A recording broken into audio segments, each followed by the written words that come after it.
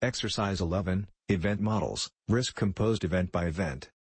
We now build this exercise with a conditional function on every single snowstorm event being generated individually. On the previous exercise we multiplied the number of snowstorms per year times the average number of days they lasted in order to obtain the total number of snowstorm days per year. By this approach the mean number of snowstorms per year is correctly calculated, but the shape and length of the tails is not necessarily the correct one. It intuitively makes sense to think that on any given extreme iteration of an event, not necessarily all of them will have an extreme duration. As an example, in a year of 10 snowstorms, not all of them will last 4 days. Some will have less than the most likely scenario of 1.5 days, some more than that.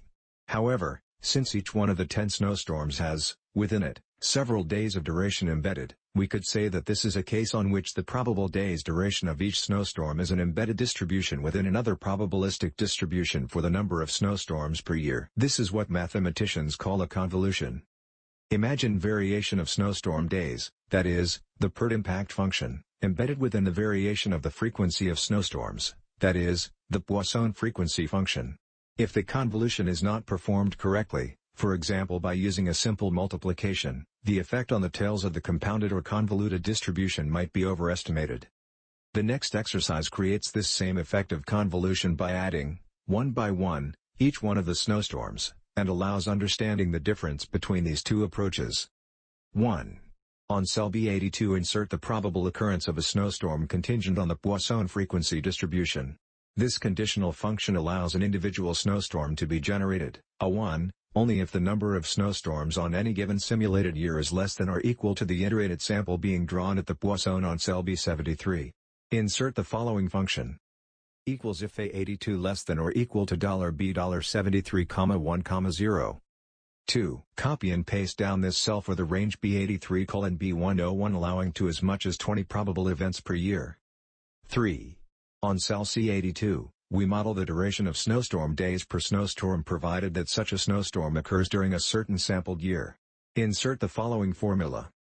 Equals B82 times risk PERT B75, B76, B77. 4. Copy it and paste it down for the same 20 events range. 5. On cell C80 calculate the sum of all snowstorm days individually generated with the formula, equals sum C82 C101. 6. Declare cell C80 an output cell. It should read like this. Equals risk output event model, risk composed event by event plus sum C82 C101. 7. Turn on the random/static standard recalc button in at risk and recalculate several different iterations keying F9 to watch how the list of snowstorms creates different scenarios where each one of them has a different duration. When we simply multiply frequency by impact, we are not allowing for each event to have a different duration.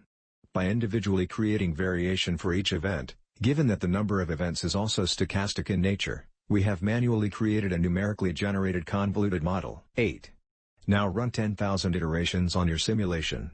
Make sure your demo mode is on in order to be able to see what happens during this simulation run on top of this conditional range. You will see the range of snowstorms shrinking and expanding at every single iteration that composes your simulation. The important concept here to remember is that there is a simultaneous double variation going on here for every single iteration.